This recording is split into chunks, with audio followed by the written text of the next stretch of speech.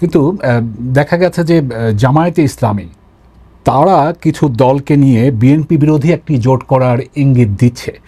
সেটিকে মানে মানে আপনারা কি উদ্বেগ হিসেবে দেখেন? মানে আপনারা কিভাবে দেখেন সেটা? দেখুন,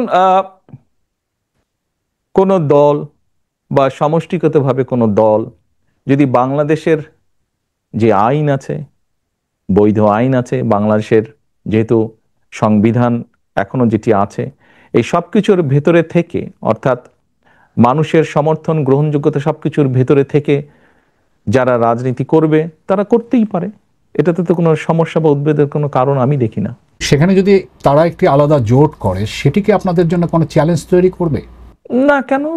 ইলেকশন হলে তো ইলেকশনে প্রতিযোগিতা থাকতেই পারে, প্রতিদ্বন্দ্বিতা থাকতেই পারে। এতে উদ্বেগের কি আছে?